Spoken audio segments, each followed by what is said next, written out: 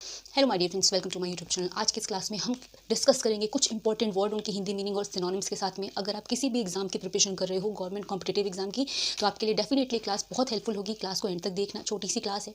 अगर अच्छी लगे, समझ में आए तो वीडियो को लाइक और चैनल को सब्सक्राइब जरूर करना। अब हम बिना अपने टाइम को वेस्ट करें क्लास को स्टार्ट करते हैं। सो माय डियर फ्रेंड्स, आज की क्लास का फर्स्ट वर्ड है जिसको हम इमैक्युलेट कहते हैं। इमैक्युलेट हम उन चीज़ों को कहते हैं जो बिल्कुल ही स्पॉटलेस हो, यानी जो चीज़ें बिल्कुल ही आप कह सकते हो प्योर हो, शुद्ध हो, निष्कलंक हो। जैसे कि आप जैसे मतलब होता है ना, कहीं पे कोई स्पॉट है, जो चीज़ें बिल्कुल क्लियर हो ना, वो इमैक्युलेट है। तो उसको आप क्या कह सकते हो, जो चीज़ें शुद्ध हो, और हिंदी में इसको हम निष्कलंक भी कहते हैं। यानी कहीं पर कोई भी ऐसा स्पॉट ना हो, कहीं पर कोई ऐसा मार्क ना हो, जो बिल्कुल ही क्लियर एंड प्योर हो। ठीक है। नेक्स्ट वर्ड है परप्लेक्स्ड। परप्लेक्स्ड कंडीशन होती है जब आप पजल रहते हो, कंफ्यूज रहते हो किसी चीज़ के लिए। हिंदी में कहें तो व्यग्र होना, व्याकुल होना, चिंतित होना। ठीक है। तो परप्लेक्स कंडीशन जैसे आपने सुना भी होगा और बोला भी होगा, परप्लेक्स्ड होना। तो परप्लेक्स का मतलब यही होता है चिंतित, व्याकुल या परेशान वाली जो स्थिति होती है। तो उसको हम कंफ्यूज होना भी कहते हैं और पजल्ड होना भी, जब आपको कुछ समझ ना आए, क्या करे क्या ना करे, तो उसी को हम कहते हैं परप्लेक्स्ड, व्यग्र, व्याकुल या तो चिंतित, जिसको हम कहते हैं। नेक्स्ट है रीड। अब READ, रीड जो होता है उसको हम पढ़ना कहते हैं। जो ये READ होता है, ये रीड हो गया, जिसको हम पढ़ना कहते हैं।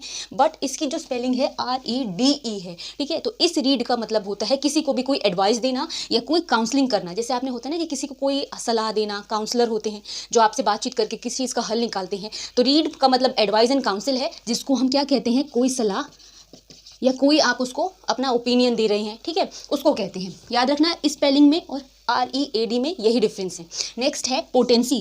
पोटेंट होना या तो पोटेंसी, शक्ति या सामर्थ्य को शो करता है, जिसको आप पावर कह सकते हैं या कोई अथॉरिटी कह सकते हैं। अथॉरिटी मतलब कोई ऐसी चीज़ या ऐसी कोई भी विभाग या कुछ जिसके पास पावर हो, शक्ति हो या सामर्थ्य हो। ठीक है। तो पोटेंसी का मतलब क्या होता है, शक्ति या कोई भी सामर्थ्य, हिंदी में जिसको कहते हैं। नेक्स्ट है सीरीन। सीरीन का मतलब होता है बहुत ही शांत और धीर। जैसे आपने सुना होगा, काम होना, क्वाइट होना, कंपोज्ड होना, पीसफुल होना सीरीन कहलाता है। सीरीन का मतलब होता है शांत, धीर, स्थिर, बहुत सारे तरीके से आप कह सकते हो। ठीक है। और इसका अपोजिट क्या होगा, एजिटेटेड। एजिटेटेड मतलब जिसमें कोई हलचल हो, जो चीज़ मूवमेंट वाली हो, या तो आप कह सकते हो थोड़ी शोरगुल वाली हो। वो सारी आप एज अ सिनोनिम लिख सकते, एज अ एंटोनिम लिख सकते हो। ठीक है।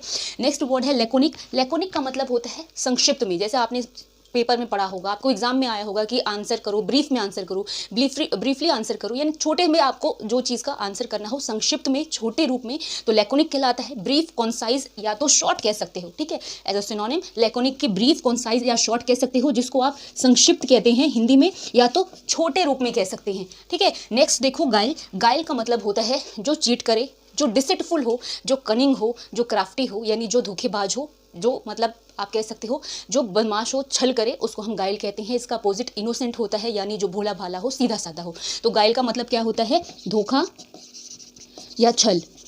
अब देखो आगे के words. So the next word is speckle. Speckle का मतलब जो छोटे दाग धब्बे होते हैं, जैसे स्पॉट्स हो गए। कहीं पर कोई आपने सुना होगा कि स्पॉट है, या तो फिर उसको आप डॉट कह सकते हो। जैसे कि कोई भी चीज़ प्लेन है, अगर उस पर आपने मार्क लगा दिया तो वो छोटे दाग धब्बे स्पेकल है। ठीक है। तो कभी भी ये वर्ड आया स्पेकल, इसका मतलब डॉट या स्मॉल स्पॉट होते हैं, या तो स्पॉट भी लिख सकते हो, जिसको आप क्या कहते हो, दाग धब्बे।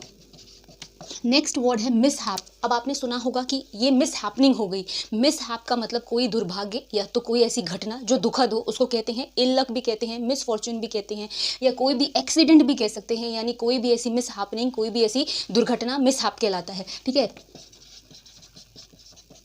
नेक्स्ट वर्ड लॉफ्टी है। लॉफ्टी मतलब जो चीज़ें ऊंची हो, हाई हो, टॉल हो, मतलब आप कह सकते हो जो चीज़ें जॉइंट हो, यानी बड़ी ऊंची चीज़ें लॉफ्टी कहलाती है। तो लॉफ्टी का मतलब ऊंचा होता है या जो चीज़ें बड़ी हो, टावरिंग भी कहते हैं, बहुत सारी चीज़ें कहते हैं। ठीक है।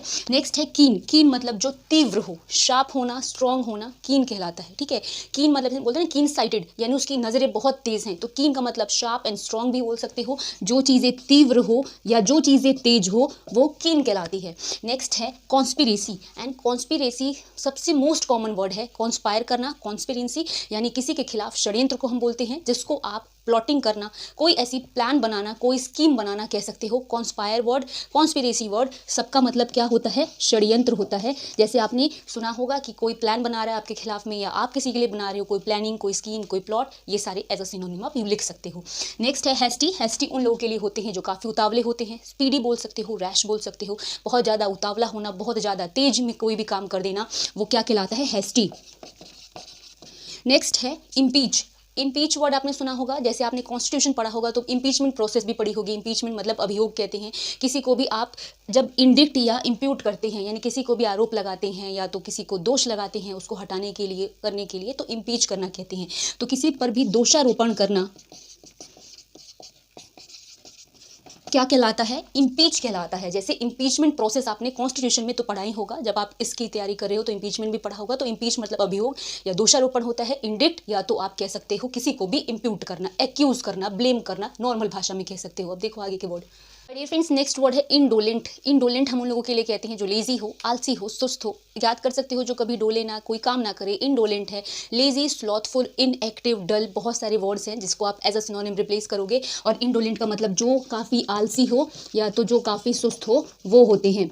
एंड नेक्स्ट वर्ड है मैनिफेस्ट। मैनिफेस्ट करना, जो चीज़ें बिल्कुल ही क्लियर हो, एविडेंट हो, जो चीज़ें ऑब्वियस हो, जो चीज़ें स्पष्ट हो, वो मैनिफेस्ट है। याद रखना, कभी भी मैनिफेस्ट आए क्लियर, एविडेंट या तो जिसको हम स्पष्ट कहते हैं, वो होता है।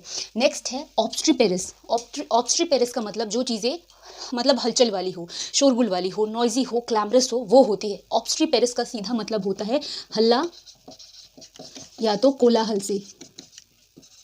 और इसका अपोजिट आप सीरीन लिख सकते हो, जो हमने अभी पहले पढ़ा था, काम एंड क्वाइट, कंपोज्ड, पीसफुल, ये सारे वर्ड एज अ एंटोनिम लिख सकते हो, सॉरी। ठीक है, नेक्स्ट वर्ड है इंडिग्निटी। इंडिग्निटी का मतलब जहाँ पर इंसल्ट हो, जहाँ पर डिसरिस्पेक्ट हो, जहाँ पर अनादर हो, उसको हम कहते हैं इंडिग्निटी, जिसको हम डिसरिस्पेक्ट या इंसल्ट वर्ड से बोलते हैं। और अनादर या किसी की भी बेइज्जती इंडिग्निटी कहलाता है। नेक्स्ट है पेरिल। पेरिल का मतलब खतरा होता है, जोखिम होता है, डेंजर, कोई भी रिस्क पेरिल कहलाता है। ठीक है, तो पेरिल का मतलब खतरा या जोखिम। नेक्स्ट है ल्यूरिड। ल्यूरिड का मतलब जो चीज़ें काफ़ी भयंकर हो, डरावनी सी हो, ड्रेडफुल हो, फियरफुल हो, या तो टेरिबल हो, घासली हो, वो सारी चीज़ें ल्यूरिड कहलाती है। ल्यूरिड मतलब भयानक या डरावनी होती है। सो माय डियर फ्रेंड्स, यहाँ पे ये क्लास फिनिश हो रही है। अगर आपको समझ में आई हो, अच्छी लगी हो, तो वीडियो को लाइक, चैनल को सब्सक्राइब और वीडियो को शेयर करना ना भूलना। मिलेंगे नेक्स्ट क्लास में, तब तक के लिए थैंक्स फॉर वॉचिंग।